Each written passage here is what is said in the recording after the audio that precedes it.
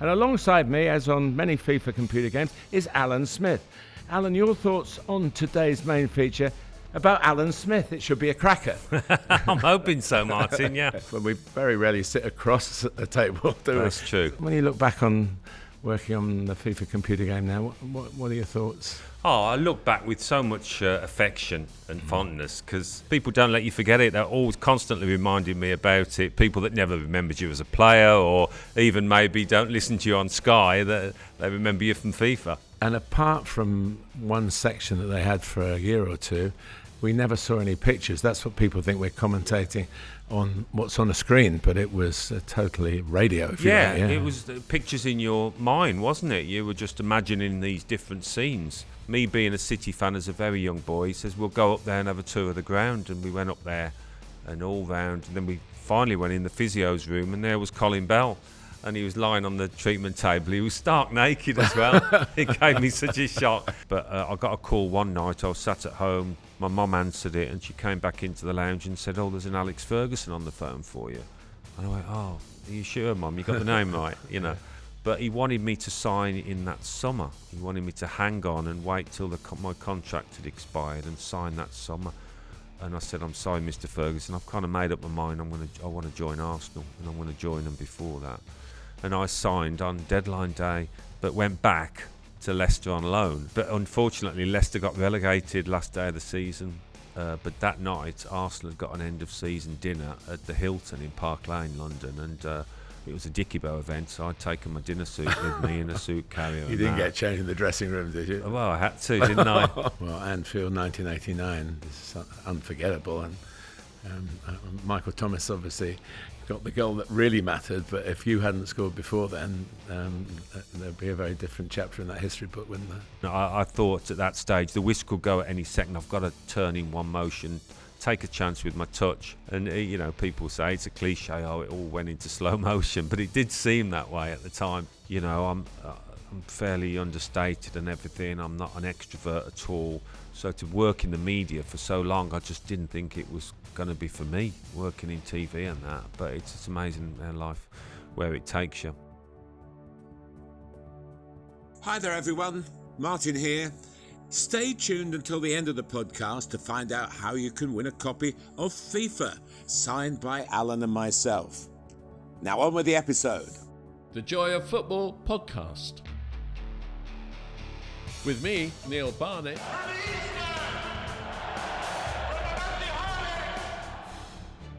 And with me, Martin Tyler. Looks for Xavi! Rooney! Aguero!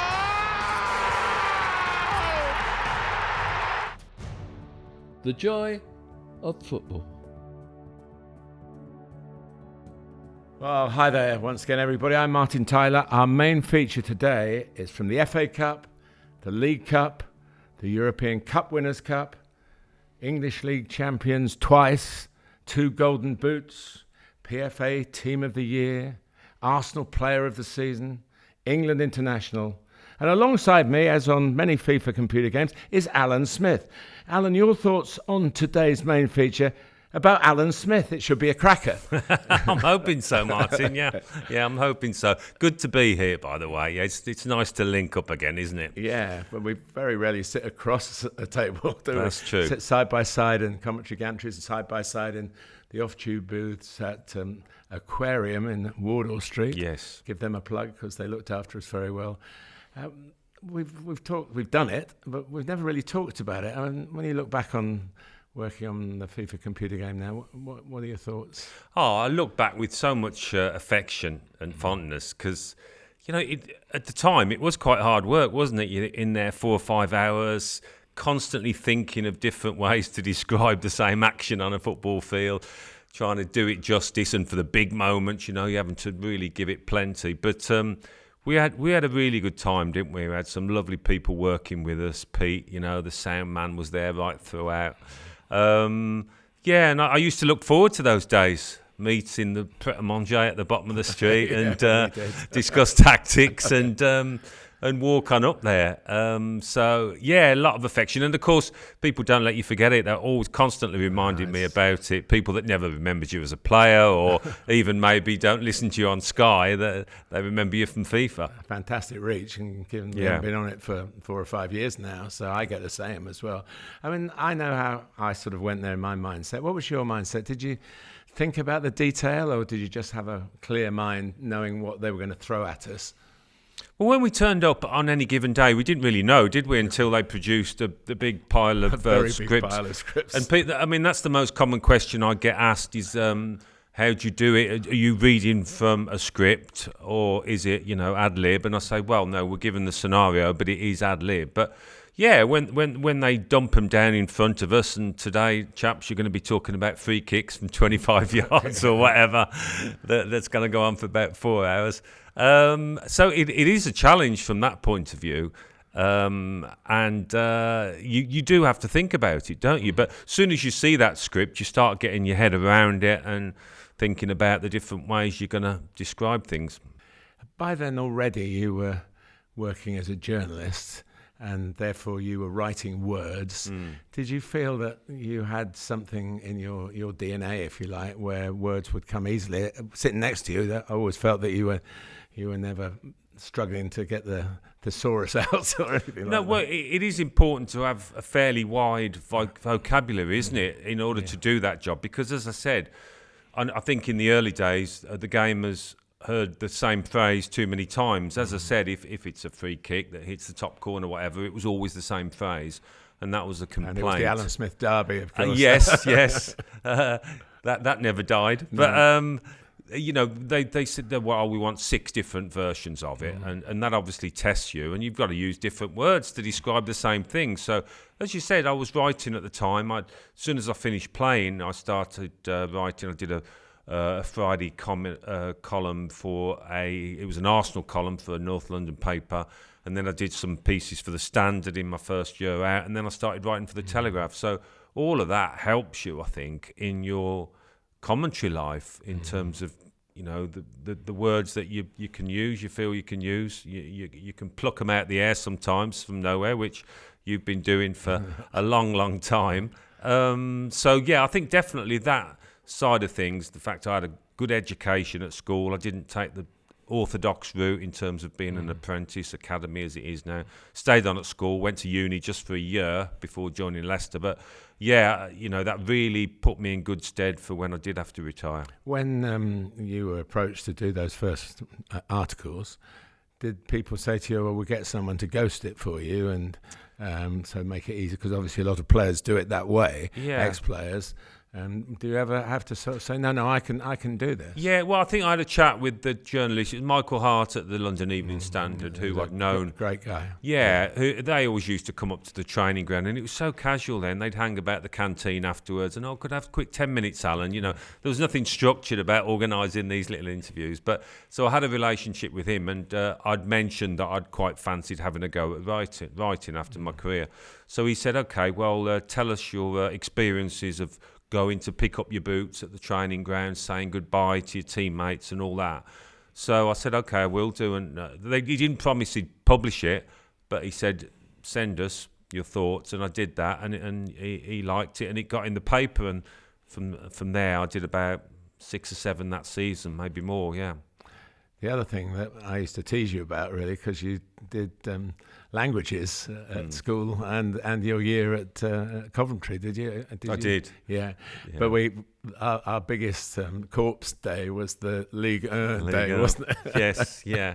There was just like Peter Sellers moment, wasn't it? A Clouseau moment. Yeah, I just couldn't quite recover from that. And of course, following on closely was Sporting Gijón, which just got me going again. So, but it must have helped. I mean, I did French at school, so I had a little bit of help with the French names and things. Yes, and obviously doing the job for a lot of time. But you came into it pretty fresh, and we weren't just doing Premier League football for FIFA, were we? We were doing the global game, really. Yeah, we're doing all sorts. Yeah, so I mean, you're more responsible for the names than I was, but I obviously did mention the teams as well, and some teams you hadn't actually heard of because we did some fairly, Some of the grounds were difficult, weren't they? Some of the grounds. We had to say we were at the ground. Yes. And we hadn't ever, much as we travelled, you playing and then afterwards as a journalist and a commentator and me just doing my job, there were places where we'd never been to before. No. And we had to sort of conjure up our imagination. And tell the gamers what the weather was like. There's a bit of a drizzle today or a bit foggy out there.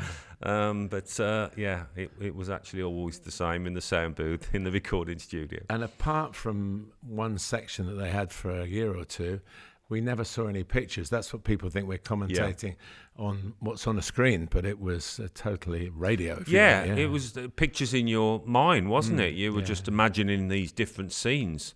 I think most people think we've got a monitor there and we're describing it in the way that you do with normal commentary. So that's where your imagination really has to come in, doesn't it? You really have to create that scene in your head and produce a bit of colour to the bit of action that you're describing. So that's what made it fairly. I wouldn't call it hard work. You're not going down the pit or anything like that. But it did test you, didn't it? And it was a good way of testing you, I think. To keeps your mind really ticking over constantly for 4 or 5 hours, as I said. Looking back, do you think all the real commentaries you've done since then, do you think the FIFA game helped in creating if you like, that imaginative mindset that you use so successfully still on Sky? Yeah, I think, quite possibly. Yeah. Obviously, you've got the action in front of you when you're on the gantry, but I think so. And it's the words, isn't it? There might have been a phrase that you used in FIFA, then you can use on Saturday or Sunday. You never know. And subconsciously, you don't know you're doing it. But I think it all helps. I think probably the more you commentate, the better you get at it, maybe. I don't know.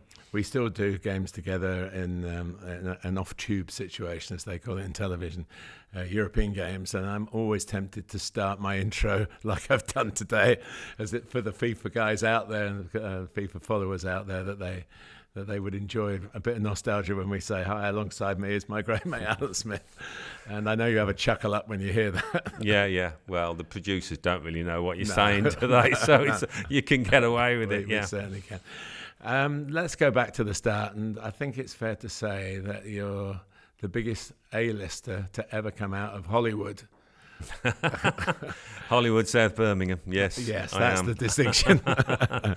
Yeah. And when I say big, what was it? £10, 10 ounces? I was. Yeah. Nearly killed my mother. Yeah, £10.10. Natural birth at home as well, not in hospital. But I was born at home, and then we moved twice, but all within 500-yard radius, really. So I was brought up just on the edge of Birmingham, south side. There was countryside just in walking distance. There was a park just down the road where we were always there, playing with my mates, playing football.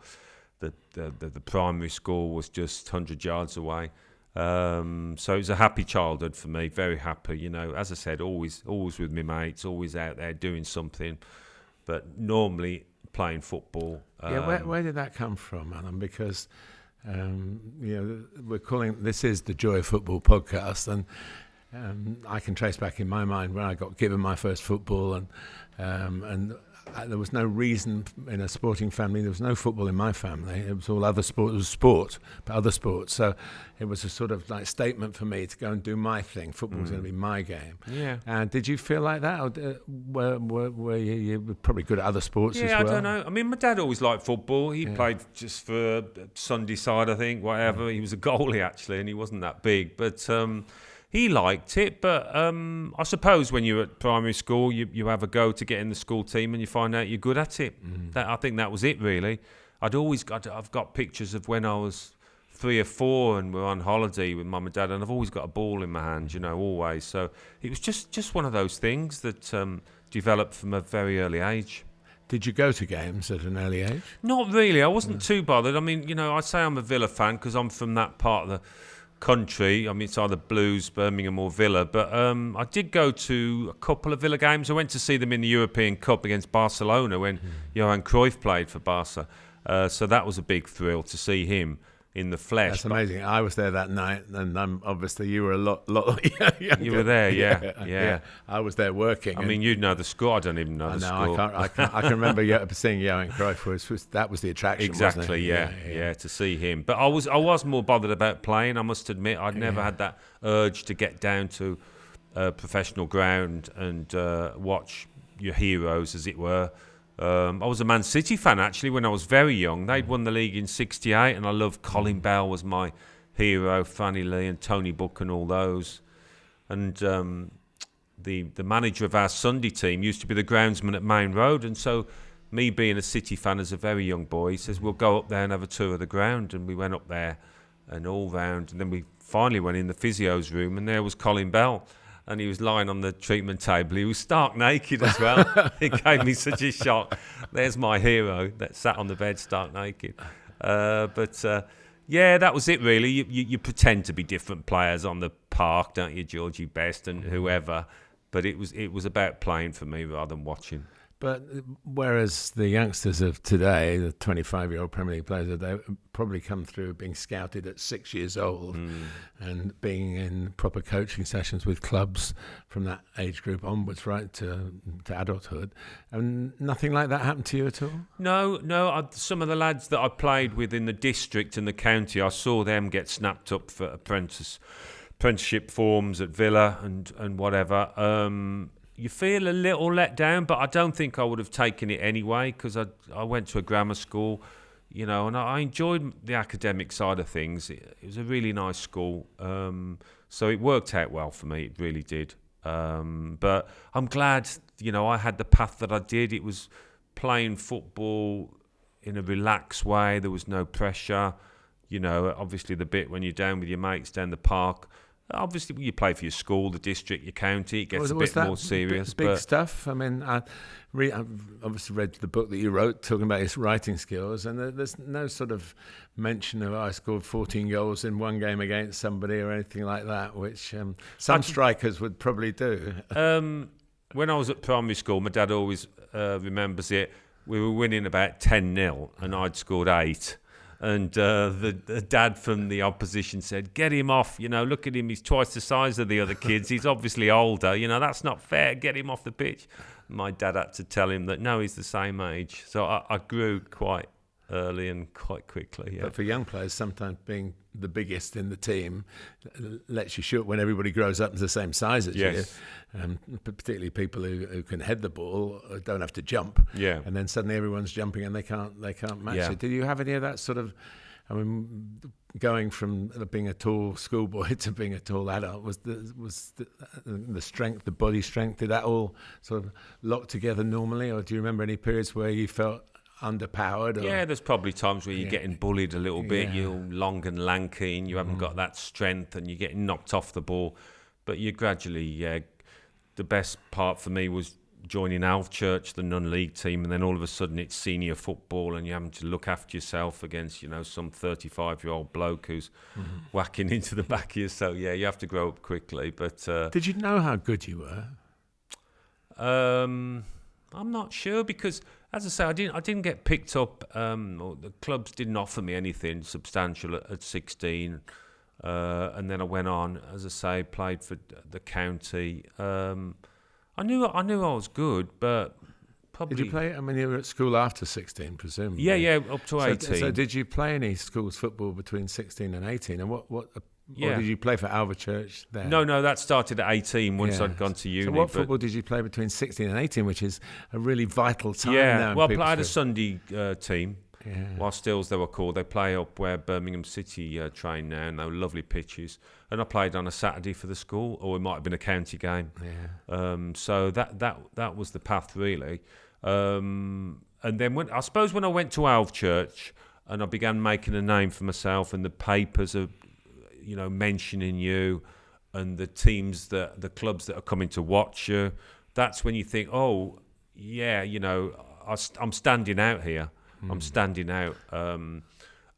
So that was probably the moment when I thought, because I'd went to uni, I went to Coventry Poly, and I'd almost given up on a career in football because I just thought, well, it's not happened. I'm going to concentrate on my degree And here. you weren't sort of bursting to do it, I guess, if you were happy to do that. I mean, that might help me because I was relaxed playing Yeah. for Alf Church. I wasn't thinking, there's coaches coming, there's scouts coming to see me. I've got to do well. I was just quite, you know me. I'm fairly laid I back. do know you. Take things as they come, and I don't get overexcited about things. But I mean, Ron Atkinson, when he was the Man United manager, came to watch me for a game against Billericay, a night game, and he left before the end. And he always says he was going to come back and watch. He never did. But he was always looking for a striker because he phoned me as a commentator about two, not about you, but he phoned me about Peter Crouch, who'd played in a live game on Sky in the Premier Youth Cup, which was happening about that time when Crouch was 16 or 17, and built pretty much the same way as he is now. And at the other end of the scale, he phoned me about Terry Gibson, who comes up to Crouch's kneecaps, but both went on to have very good careers. And Terry went to Man U, yeah. So he was like that. And if he said he was coming back, I think he would have come back. You know. Yeah. But I'm trying to get to the mindset of, you're a bright person. You're doing your languages. I know from reading the book that it wasn't the happiest time in terms of digs and everything when you were at Coventry, but that kind of. I'm looking for a sign of real hunger. When did the hunger? Because I know, knowing you from the time you've been a star footballer and now and a great commentator as well, I can see the hunger and I see the determination, but it hadn't dominated your life in that very formative period for most footballers. Yeah, I think I've always been like quietly determined, and you've called me stubborn in the past. I have. and when you've, do you know what? When you've said that, I thought, oh, am I? I never really thought I was. Yeah. But I suppose you could have a certain amount of that in you. Yeah. And I did when I was a player. I just kept going at things, I suppose. Just got my head down and kept trying. Hunger. Yeah. I suppose I had it. I mean, football, I desperately wanted to be a footballer, but as I said, I half thought it escaped me. It slipped past. And When you started playing for Alva Church, what were you good at? I mean, what were you doing that suddenly made you an effective member of the team? Was it just the prototype of what we all know, having seen you in your later career, or was it a surprise to you? I mean, were you able to get past people, win your headers, and stand up to these 35-year-old non-league centre halves? Yeah, they played me on the left to start with. They thought maybe that'd be better. Thierry Henry. Yeah, just as quick as him. And maybe it was a way of just bringing me out the firing line a little bit from, as you say, those centre halves. And then he moved me inside the manager. But yeah, it was my overall game, I suppose, my touch. I scored 21 goals that season. So it was, just the fact that I looked a decent player, I think. I had most things that you would need. And you were making contact with the lady who's been with you ever since in that year, I guess, when Penny, you met Penny. It was related to... Penny's dad was the vice chairman, Vice. So she used to come down to watch a few games. That was one way to get in the team, probably, wasn't it? Yeah, exactly, yeah. So she came down for a few games. Then we lost touch when I went to Leicester, and then I went back to watch Alf Church one night, and she was there, so then... it became more permanent, but I've got Alf Church to thank for that, for still going strong. Was there a moment where you thought, actually, this is going to happen? I am going to branch out from being a university student and playing non-league football to fulfil the dreams that you obviously had before? Well, obviously, when you signed for a professional club, Leicester. They were in the old second division, the second tier. And when I signed, Jock Wallace was the manager. He was a tough Glaswegian. And he said, you're not going to be in the first team for a couple of years. You're going to have to learn your trade. So even then, you're wondering whether you're actually going to make it at the top. But as it turned out, he left that summer and Gordon Milne came in and he cleared out all Jock's players and gave me a chance. And then, you're in the first team on day one of that following season. Tell us the story about the hat trick you got in the Yes. against Northampton Town. That's right. Yeah, I was in the reserves on the one pitch playing against Northampton reserves. The first team were on the adjoining pitch, and at half time, Gordon Milnes whistled, Alan, come over. You're on for the second half In the first team game. in the first team game. Yeah. I suppose jogging over, you think, you're a little bit nervous, but I got a hat trick in the second half playing with Gary Lineker up front. Yeah. So then I was then involved with the first team training and everything, and I started in the opening game against Charlton Athletic at home, which we lost 2-1, but I was in it then. So it's one of those sliding doors moments. Jock Wallace leaves. If he'd have stayed, what would have happened? I don't know. I can remember what it was like when I did my first commentary, and when I was told I was going to do it. When you were told you were going to play against Charlton, having had no real apprenticeship, to be honest, had you as a player conventionally anyway? I mean, was that a mixture of nerves, or did you know, hang on, I can do this? I think when it's like anything, until you've actually done it and done well, you're not quite sure, are you? You can do well in pre-season matches, but this is kind of what felt like the big time to me. So you're coming up against players that maybe you've seen on the telly, and wondering how you're going to get on against them. So it's when, as a striker, if you can find the back of the net a couple of times, you think, hold on a minute, this isn't actually as hard as I thought it was going to be. I can survive at this level. And you see it now with players. I think they're brought to a big club, or they're brought from the lower leagues into the Premier League, and they need that kind of validation, that proof that they can do it, in order for them to settle down and play with more confidence. And that's what it was like for me. But I managed. Playing with Gary was a big help because we clicked on the pitch. We socialised off it as well. We had 2 girlfriends and everything, went out as a foursome. And on the pitch, you didn't need too much work because our respective styles suited each other. And so that was a real help for me, I think, settling into that level of football. I think Gary may have been quoted, and if I'm misquoting and he's listening to this, I apologise, that because you were 2 bright people, you got together very quickly on the field. It's not always a correlation between intelligence off the field and intelligence on it, but you had both, and he thinks, or I think I read somewhere, he thought that it happened so quickly because you'd sit down and say, well, this is what we're going to do, and could do it. You didn't have to sort of work it through game after game after game. Did it feel like that to remembering it to you? Maybe, yeah. Obviously you go through things in training and different movements and that, and where the manager wants you, when the ball's out wide, whatever. But you soon get to grips with it. It's that kind of football intelligence, I suppose, that comes to some people, not to others. So what was it? What when you look back on it, what made it work? What did you do as a pair to make it work? Score goals. I mean, Gary got more than me, but I got my fair share. I was in the high teens. Gary was in the mid-20s. We had Stevie Lineker on the wing, who might get 15 goals as well, and he was great with his crosses. So as a threesome, we were making a name for ourselves. But just causing defences problems, week in, week out, fairly consistently. We were always fighting relegation, but we were scoring goals as well. So that's what gives you the confidence.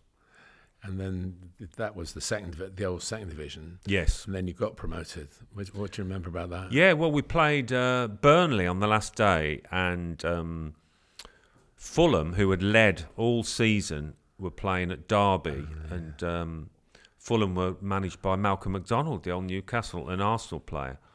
Anyway, we drew 0-0 with Burnley.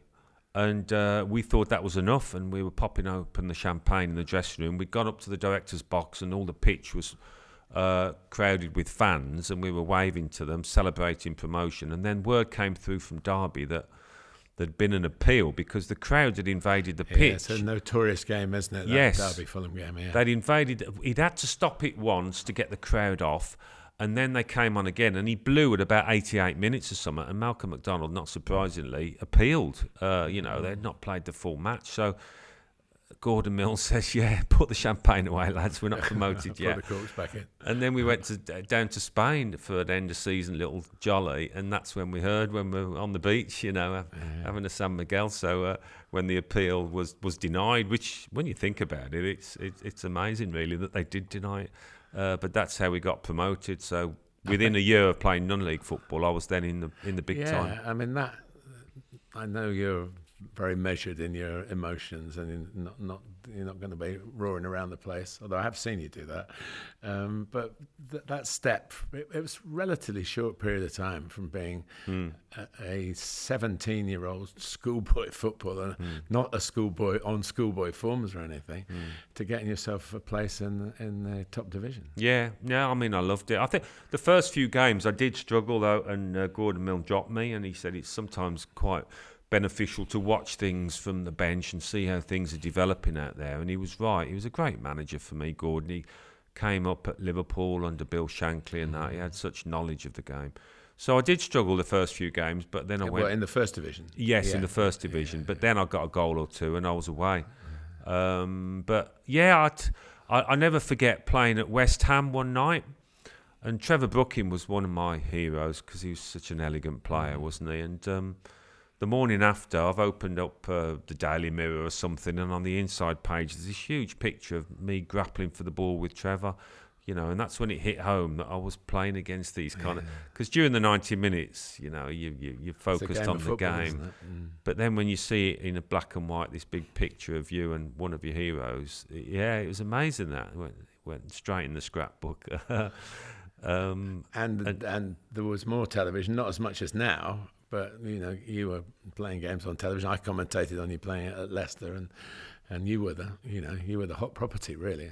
And Gary to some extent. In the Midlands, it was Star Soccer. It was Hugh Johns. Hugh Johns was the main commentator. Yeah. Gary Newborn. Yeah, I remember we beat Wolves 6-0, 6-1. I think Andy Gray was playing for Wolves at the time. I got a hat trick. But yeah, it was great. It was great on a Sunday to sit down and watch it, especially if we won. So from there, talk us through from Leicester to Arsenal. How did that unfold for you?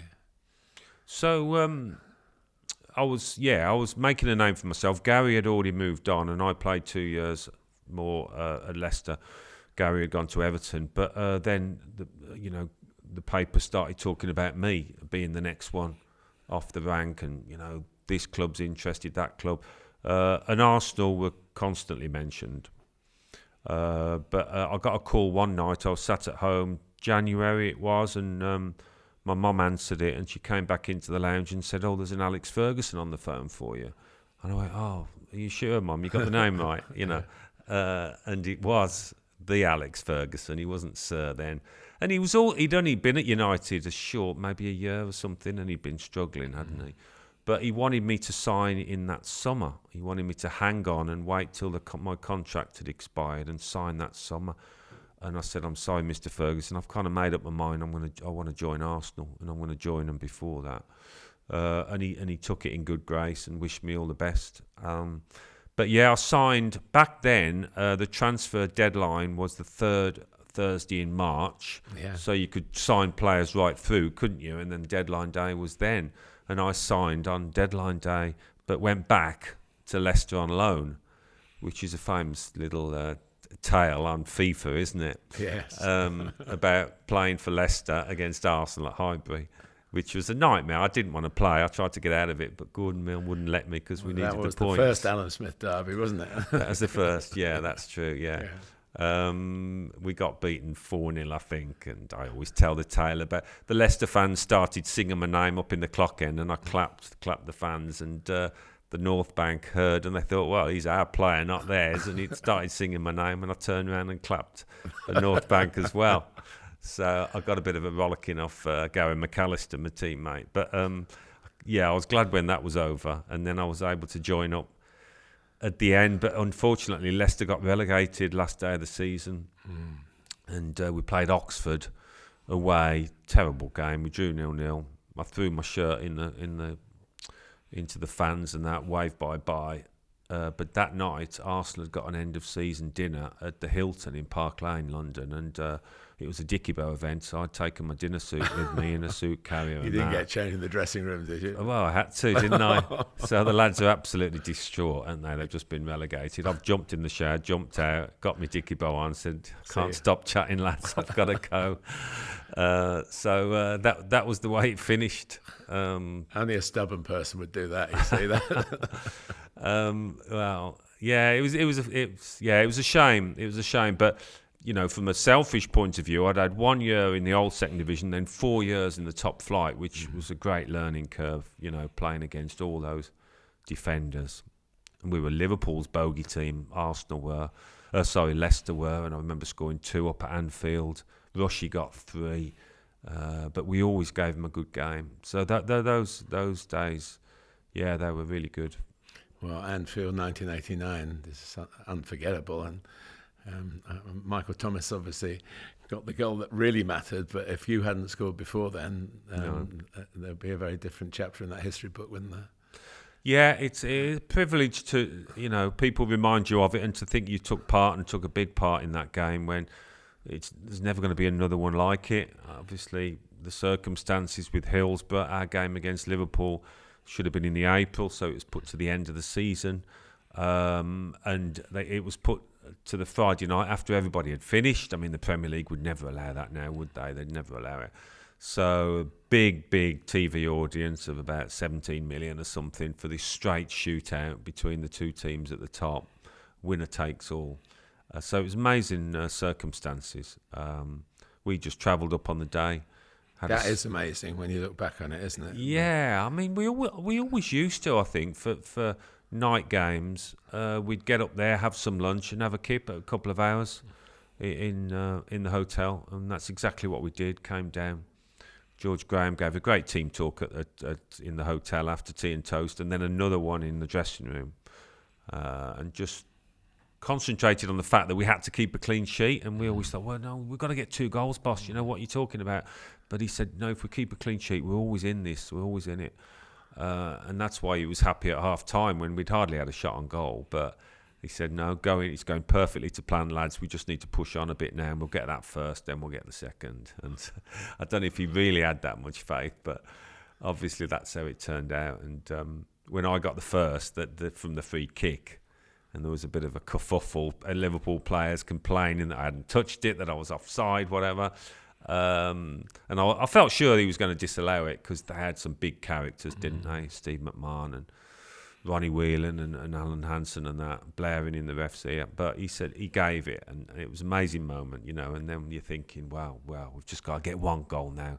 So it was possible then. And did it really click into possibility? Not, we've done something, we're getting there. But you really believed that they must have been rattled as well. Yeah, exactly. Yeah. The volume in the ground, you know, went up because the Liverpool fans were trying to, you know, urge their players to give more than that. And we didn't have many chances, but Mickey had 1 chance 10 minutes before he got the winning goal, which he toe poked straight to Grobbelaar. But then there wasn't a clock at Anfield then, was there? And so he didn't know how long was left. You're always asking the ref, and then the bench should hand signals to tell you 5 minutes, 4 minutes. And the ref had basically said, Lee Dixon asked him how long to go, and he went, it's over, Dicko, it's done, nearly. And then the ball got back to John Lukic, who threw it out to Lee, which was amazing, really, you know, under the circumstances, not to hoof it up towards me. And Lee just naturally found me in the channel. And I thought at that stage, the whisk could go at any second. I've got to turn in one motion, take a chance with my touch, because he had fizzed it in. Luckily, my touch was a good one, and I saw this yellow blur in my peripheral vision, Mickey making a barnstorming run, and I just tried to help it into his path, which I managed to do. But, of course, he got a break of the ball off Steve Nicol, and then all of a sudden he's through. And, you know, people say it's a cliche, it all went into slow motion. But it did seem that way at the time because there's these red shirts converging on him. And Mickey never did anything before he wanted to do it. He was the most stubborn man in the world and so laid back.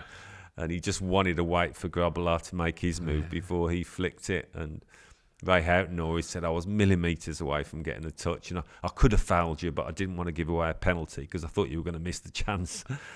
But when that went in, and then Liverpool had one more attack, and then John Lukic did punt it up, and I thought if I stop Alan Hansen from getting a clean header on this, we've won the league, and I just got a little graze of the ball, and then the whistle went. So it was an amazing night. Amazing. From being a long shot really in a 2-horse race, but a long shot at 0-0. Yeah. For it to unfold like that. I mean, it must have taken a long time for it to really sink in. Yeah, I mean, Merce always says, Paul Merson, we were 16-1 against, these were the days when he knew the odds. He knew the odds. In a 2-horse race, 16-1 against these some odds. But I think somebody in the dressing room did say, lads, we might as well pack up now because it's never going to get any better than this. How can anything surpass it? So, I suppose everyone would agree with that. And it goes into folklore, really, doesn't it? That kind of match. Everybody knows where they were. Football fans, they don't have to support Arsenal or Liverpool. Most people of that age remember where they were, what they were doing. So, it was an honour, really, to be involved in it. And it was the start of a 2 or 3, 4 or 5 special years, and which you were right at the centre of. Yeah, we won the league again, not the following season, but the one after that. We had a flat one after 89, but then we bought Anders Limpar and David Seaman, who played big parts in us only losing one game in 1991. If Neil was here, we'd say it's away to Chelsea. Yes, way to Chelsea. Tony Adams was relaxing at Her Majesty's service, having drove his car into somebody's front garden. Steve Bold was injured, or he got injured, so it was a makeshift defence.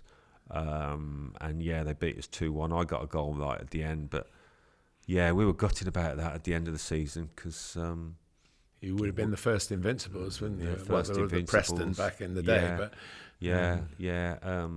and we lost to Spurs in the semi-final of the FA Cup as well. So it would have been nice to have done the double, but it was satisfying that year was because you don't want to be one season wonders either, and we were a better team in '91, and it wasn't a spectacular finish, nowhere near. We won because Liverpool didn't beat Nottingham Forest, second but last game, and then we played Man United that night and we won 3-0, was it? I got a hat-trick to help me win the Golden Boot. Was that the only penalty you ever took for Arsenal? No, I took one at Millwall in a League Cup game. The only league one. It was the only league game, yeah. Lee Dixon was the taker. He let me have it to try and get the Golden Boot. But it was satisfying because, we really wanted to decanter. We were really strong, and we got 2 points deducted for the scrap at Old Trafford, which you weren't involved in. Not really. No, I watched it with David Seaman from afar, like me up on the gantry watching it. Yeah. I mean, both managers stormed down the line, didn't they, to split the players up, Alex Ferguson and George Graham, and it was quite a thing at the time, wasn't it? And we got deducted 2 points, and United just the one. So that gave us a cause as well, to make sure that we didn't let that affect us. And as I say, even though we got deducted 2 points, we still won by a comfortable margin that year. Your 2 Golden Boots, am I right in thinking they were without Gary Lineker on one hand and without Ian Wright on the other hand? That is true. That does tell a story, doesn't it? You know what I'm getting at. And there was just one penalty involved there. So, but when you play with those kind of players, they take up the best position. When I played with Gary, it was highlighted the most really that when he went, all of a sudden I thought, I can drift into that area, and that's the best area to drift into. When the ball's out wide, whatever, and you end up scoring more goals. Because when I played with him, more often than not, I'd probably peel around the back and Gary would make a near post run. But those near post runs get you so many goals, don't they? And that's how it turned out, And similar with Wrighty, but it was a bit different with Ian because we became more one-dimensional. We were always looking to hit him, straight balls, and he was always hanging on the last line, racing through and scoring. So we just depended on him a bit too much in my book, and we became a cup team rather than a league title chasing team.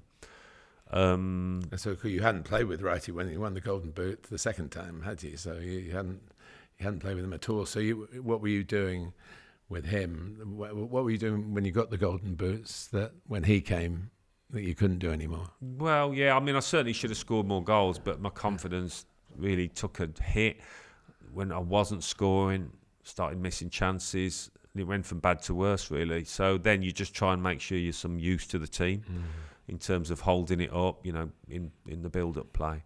And so much of goal scoring is about confidence, and I could be a streaky striker. Once I'd scored, I went on a long run. So yeah, it was chalk and cheese really, but not a period I look back with any fondness. But apart from '94 and the Cup Winners' Cup.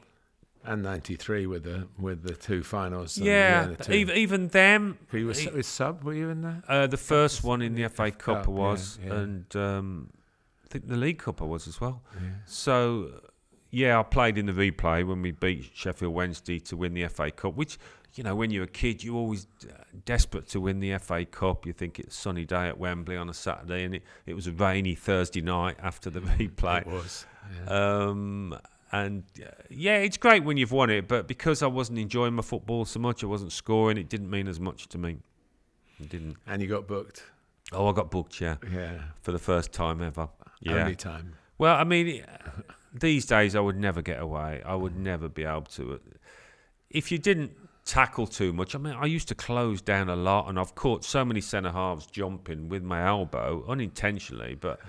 I remember at Luton one night I cut Steve Foster's, and he wore a headband, but I still managed to open the scar tissue underneath the headband.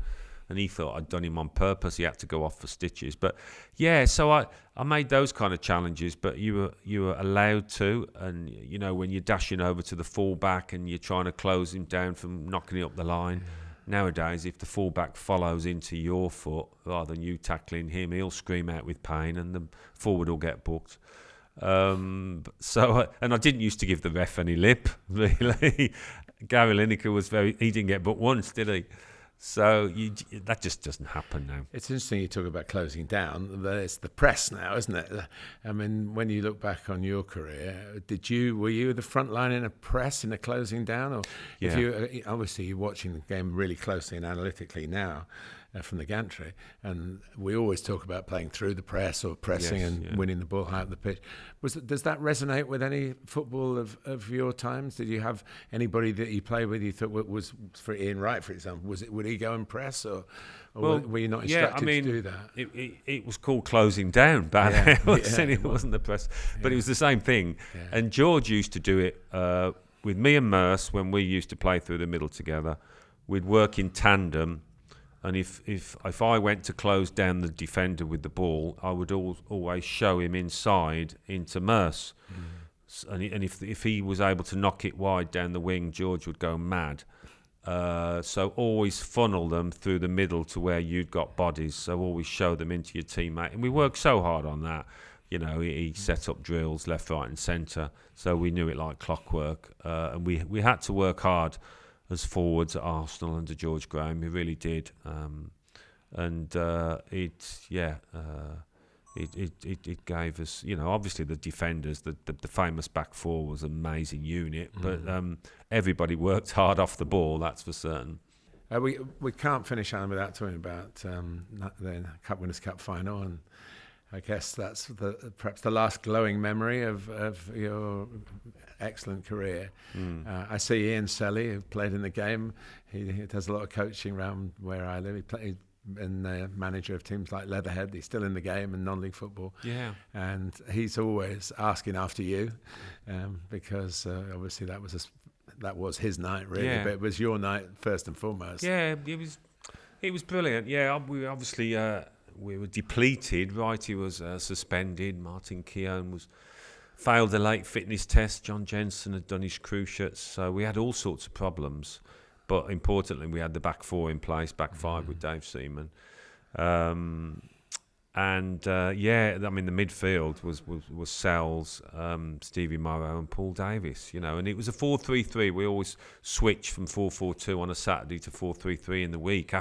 that was after we'd gotten knocked out the European Cup in '91 by Benfica, and George thought we were a bit too open. So it was a very shrewd tactical move, and it made us harder to beat. But yeah, I mean, I got the goal. We didn't have many efforts on goal that night, against Zola and Asprilla, Thomas Brolin, and they had half of Italy's World Cup squad that year that were going to the States.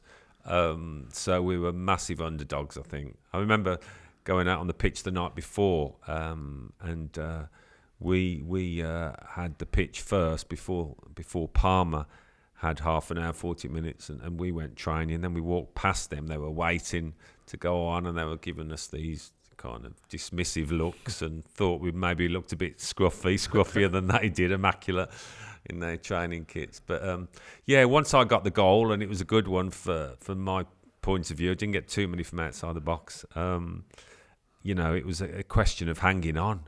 We worked incredibly hard, Merce and Kev Campbell, bless him, up and down the flanks all night, and we rode our luck. So it was brilliant, to score the only goal in a European final like that, and the fact Arsenal haven't won one since. It was a huge night for us, and as you say, it was kind of a port in the storm for me. It was a big night. It took me back to how I used to feel as a player, scoring goals and being a threat. It's lovely to look back on that one. Do you think it's anything other than coincidence that you, Gary Lineker, Ian Wright, Paul Merson are all leading figures in the media now, and television in particular, from your group? It's almost as if you're the four just men, the four come through. Yeah, I know. It is funny. I think when we were players, we thought Liverpool had a lot. Obviously Alan Hansen and Mark Lawrence. They had all sorts were working in the media. I don't know what the connection is with that. Whether I don't know really. I couldn't say, but could you have anticipated it? Well, certainly from my point of view, I couldn't. It would be the last thing I thought I would be doing because, I'm fairly understated and everything. I'm not an extrovert at all. So to work in the media for so long, I just didn't think it was going to be for me, working in TV and that. But it's amazing how life, where it takes you. I've been lucky, since the day I retired, and that was a stressful day because I didn't know what I was going to do. I had two young girls and everything, and I had to get my head down. But I've been lucky in that I've been in gainful employment all this time. Do you believe in destiny?